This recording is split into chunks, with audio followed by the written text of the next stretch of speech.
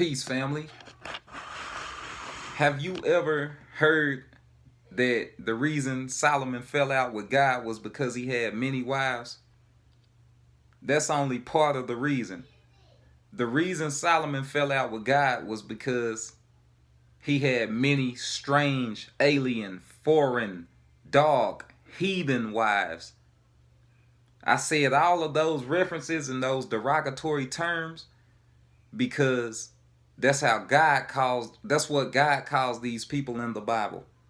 Okay? If you're not of the nation of Israel, you're a dog, a heathen, a stranger, and an alien. Okay?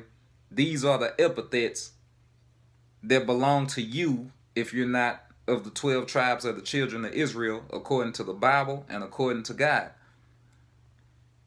With that being said, you so-called blacks, Hispanics, and Native Americans, part of the reason that you in the position that you're in is because you made interracial marriages with the heathens. Okay? This element is missing from the church because it's not good business to be racist in the church. If the so-called blacks, Hispanics, and Native Americans were told that they was God's chosen people, the congregation would feel left out and they wouldn't put money into the collection plate like that. Okay? So, with that being said, your pastor leaves things out. But that's all right. In the spirit of the Most High God, I'll be used as a vessel to shed light on these things. Okay? The God of the Bible doesn't want his chosen people to reproduce and marry outside of their own nation. This is the book of Deuteronomy, chapter 7, verse 2. And when the Lord thy God shall deliver them before thee, thou shalt smite them and utterly destroy them. Thou shalt make no covenant with them, nor show mercy unto them. So God, through Moses, is telling the Israelites, look, I'm going to give you all their land. I'm going to deliver them to you. I'm going to serve them to you on a platter. Don't make no covenants with them. Don't show them no mercy. Matter of fact, kill them. Verse 3. Neither shalt thou make marriages with them. Thy daughter thou shalt not give unto his son, nor his daughter shalt thou take unto thy son. So God, through Moses, is telling the Israelites, do not give your son to their daughter. Don't take their daughter for your son. Okay? Verse 4. And this is why. Verse 4. For they will turn away thy son from following me, that they may serve other gods. So will the anger of the Lord be kindled against you and destroy thee suddenly. So the Lord said, look, I'm going to kill you if you let these heathens, dogs, aliens, and strangers turn your son away from following me and my laws because they have their own gods, their own customs, okay, their own laws. So to avoid me killing you, to avoid your sons being turned away from me, just marry with inside your own race and do what I tell you to do. That's why Solomon fell out with the Most High God, because he let the women, the heathen, the dogs, the strangers, the aliens, turn his heart away from God's law. That's what that whole Solomon and the many women was about. It wasn't the fact that it were many women. It was the fact that it was many strange, heathen, dogs, alien women. Women outside of the nation of Israel. That's what it was. But your pastor won't tell you the truth because he a manipulator. Okay? All right. This is the book of Joshua, chapter 23, verse 11. Take good heed, therefore, unto yourselves, that ye love the Lord your God. So Joshua telling the Israelites, look, man, the Lord better be the first and last thing on your mind at all times. Verse 12. Else if ye do in any wise go back and cleave unto the remnant of these nations, even these that remain among you, and shall make marriages with them, and go in unto them, and they to you. So Joshua telling them, look, if you go back to these people that's left from us killing them and taking their land, and you reproduce with them and get them pregnant and marry them, and they get us pregnant and marry us. Verse 13. Know for a certainty that the Lord your God will no more drive out any of these nations from before you, but they shall be snares and traps unto you, and scourges in your sides, and thorns in your eyes, until you perish from off this good land which the Lord your God had given you. You know what a scourge is? It's a whip. So Joshua told the Israelites that these other nations is going to be a whip on your back. They're going to be a snare, a trap to you. They're going to be thorns in your eyes. So once you look at, not that long ago, with our rich, prominent, affluent communities like Black Wall Street and Rosewood, how did they fall? They fell through Frances Fannie Taylor saying that she was raped by a black man in Rosewood, and we were murdered and destroyed because of one white woman's lie. The same thing happened in Black Wall Street through Sarah Page. A white woman lies, we get killed, our affluent community and our wealth, our generational wealth went right down the drain. That's how they are a scourge in your side. That's how they are thorns in your eyes. And that's how they are a snare and a trap to you, so-called black man, woman, and child, so-called Hispanic and Native American man, woman, and child. Leave these other nations alone, okay? So Joshua was telling them, look, God ain't going to get rid of these folks for you anymore. And it's going to be bad for you. And fast forward to 2019, it's bad for us. So let's go to the book of Nehemiah, chapter 10, verse 29. And what's happening here, the Levites they're making a new covenant to be obedient. It's the same law, but they just making a new covenant to not mess with the other nations anymore, not to marry them, not to have sex and get pregnant by them, or vice versa, okay? The book of Nehemiah, chapter 10, verse 28. And the rest of the people, the priests, the Levites, the porters, the singers, the Nethinims, and all they that had separated themselves from the people of the lands unto the law of God, their wives, their sons, and their daughters, every one having knowledge and having understanding. Verse 29. They clave to their brethren, their nobles, and entered into a curse and into an oath to walk in God's law, which was given by Moses, the servant of God, and to observe and do all the commandments of the Lord our God, and his judgments and his statutes. Verse 30. And that we would not give our daughters unto the people of the land, nor take their daughters for our sons. So they re-entering into this covenant of promising to be obedient to God's law again, not to miscegenate with the other nations, okay? Because they knew how God felt about that. So they were saying that they won't do it anymore, okay? This is the same book of Nehemiah, chapter 13, verse 19. The book of Nehemiah, chapter 13, verse 19. And it came to pass that when the gates of Jerusalem began to be dark before the Sabbath, I commanded that the gates should be shut. Bear with me, family. I apologize. That's the wrong verse. The book of Nehemiah, chapter 13, verse 23. And in those days also saw I Jews that had married wives of Ashdod, of Ammon, and of Moab. So it's being recorded right here that one of the prophets seen Jews, Israelites, that married three other nations, Ashdod, Ammon, and Moab. Verse 24. And their children spake half in the speech of Ashdod, and could not speak in the Jews' language, but according to the language of each people. So it was so heavy, this miscegenation was so heavy, that the baby Israelites, the Jews, they couldn't even speak Hebrew no more. Okay? Verse 25. And I contended with them, and cursed them, and smote certain of them, and plucked off their hair, and made them swear by God, saying, Ye shall not give your daughters unto their sons, nor take their daughters unto your sons, or for yourselves. So this prophet had to put hands on these grown Jews. He was beating them up, cursing them out, calling them stupid, and he made them promise that they wouldn't miscegenate anymore with these other nations. He made them promise that by beating them up. So don't feel like you getting out of the spirit of God by cursing or beating people up. The prophets did it. Okay? You have that feminine, weak Christian spirit on you, that feminine, weak Catholic spirit, that feminine, weak Baptist spirit, not dissing every person in their religion. There's some of them guys that'll beat me up. But I'm saying overall, their spirit is weak. You could say a bad word, everybody be like, ooh, yo, you said a bad word. The prophet said it in the Bible and pulled out hair. Okay?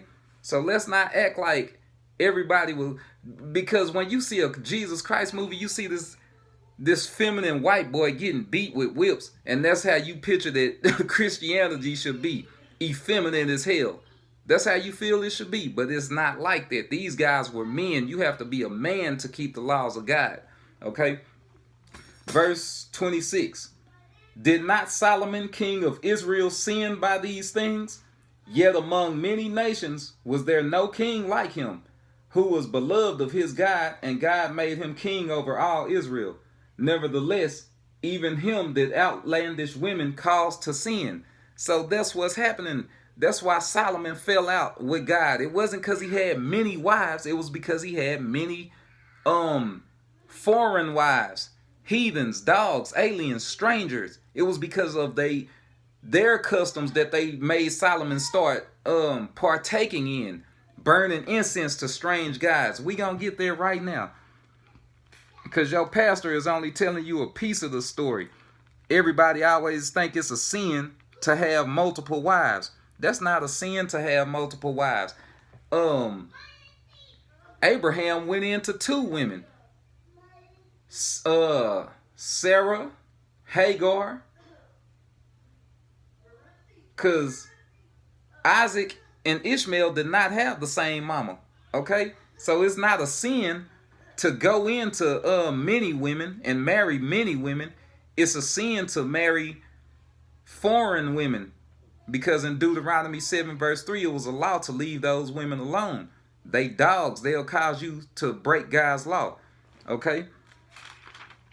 This is the book of 1 Kings chapter 11 verse 4. For it came to pass, when Solomon was old, that his wives turned away his heart after other gods, and his heart was not perfect with the Lord his God, as was the heart of David his father. Verse 5. For Solomon went after Ashtoreth, the goddess of the Zidonians, and after Milcom, the abomination of the Amorites. Verse 6. And Solomon did evil in the sight of the Lord, and went not fully after the Lord, as did David his father. Verse 7. Then did Solomon build a high place for Chemosh, the abomination of Moab, in the hill that is before Jerusalem, and for Molech, the abomination of the children of Ammon. And likewise did he for all his strange wives, which burn incense and sacrifice unto their gods. Okay? Go out, son. Get out. Verse 9. And the Lord was angry with Solomon, because his heart was turned from the Lord God of Israel, which had appeared unto him twice. Verse 10. And had commanded him concerning this thing, that he should not go after other gods, but he kept not that which the Lord had commanded him. So God came to Solomon twice in the dream and told him what he was doing wrong, but Solomon didn't care. That's why God fell out with Solomon, and vice versa, because Solomon was being a weak, effeminate man, and let them strange women control him, and let them women convince him to burn incense and build altars and all types of things to strange gods. Okay? Let's get the book of First Esdras. The book of First Esdras, chapter 9, verse 7. And Ezra got up and said to them, Ye have broken the law, and have married foreign women to increase Israel's sins. Now make your confession, and give glory to the Lord God of our fathers, and do his will, and separate from the heathen of the land, and from the foreign women. So now you see that Ezra got on to them and told them, like, look, man, y'all sinned against the Lord. Y'all adding to y'all sins by marrying outside your nation. By miscegenation, you adding to your sins. So I'm reading these scriptures, you so-called Black, Hispanic, and Native Americans, to let you know how the God of the Bible really is. He don't let his chosen people marry outside their nation. Okay? Okay. The same book, the same chapter. The book of 1 Ezra, chapter 9, verse 36. These had all married foreign women, and they cast them off with their children. So these guys, they got their mind right. These Israelite men, they married foreign women, but they cast away the women and cast away the children. Okay? This is the book of Tobit, chapter 4, verse 12. My boy, beware of any immorality. First take a wife who is of the stock of your forefathers. Do not marry an alien who does not belong to your father's tribe, for we are the sons of the prophets. Remember, my boy, that Noah, Abraham, Isaac, and Jacob are forefathers of old, all married wives from among their kindred, and were blessed in their children, and their posterity will possess the land. Verse 13, now my boy, love your kindred, and do not disdain your brothers, and the sons and daughters of your people, and refuse to marry one of them. For such disdain leads to ruin and great distress, and worthlessness brings loss and great want, for worthlessness is the mother of famine. So what's being told here, a prophet is telling his son, man, marry inside your race, because if you marry outside your race, you hate your race. And that's what's happening. That's the same, man, that's what's going on today. That's what'll have a brother like O.J. Simpson saying, I'm not black, I'm O.J. That's because these strange women get inside your head, they jack you up. Now you talking about you a Christian. Now you talking about you a Baptist. Now you talking about you a Muslim. Now you talking about you anything to stop keeping the laws of the Most High God. And I can respect a Muslim more than a Baptist, a Christian, or a Catholic, because they somewhat follow the Torah. A Christian, a Baptist, and a Muslim, they gonna eat some bacon, they gonna eat some seafood, they gonna celebrate all them pagan holidays. So, you know, a lot of times, a so-called black man will let his woman talk him into going to that effeminate church. Now you wearing sweaters and still being a pagan, you celebrating Christmas. You know what I'm saying? That stuff ain't ordained for you so-called Black, Hispanic, and Native Americans. You know, you supposed to just keep God's law. And one of them laws was not to marry outside of your race, or these strange women is going to talk you into keeping them foreign customs and serving foreign gods. That's what's going on. So you don't want to be effeminate. It's effeminate to go against the Most High God. If you look at these churches, it's so many churches in the community. That stuff is not healing our community. What's going to heal you is the Torah. You're going to love your people. You're going to follow the Most High God. You're going to obey his law so much. All that heart disease and cancer and all of that stuff, it might go away if you change your diet. Okay? Like we love the other races so much that we forgot to love our own race. So the God of the Bible is not with miscegenation. The God of the Bible is not with even sleeping with strange and foreign women. He let things happen because Moses had a Midianite woman, if I'm not mistaken. She wasn't the Israelite. That's why Miriam went off on Moses. But God set that up. If I'm not mistaken, Samson slept with a Philistine woman. Okay? God allowed these things to happen. So he could go against his own word if he want to. He's the Almighty. But for the most part, the whole nation will not be allowed to enter into miscegenation and interracial marriage. That's not going to happen.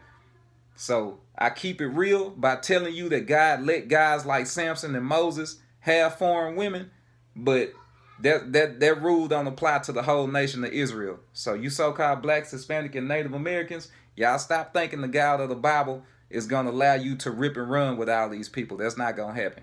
So I've took up enough time. I just want to let you in on that. Don't believe your pastor because he's not telling you the whole story. Peace.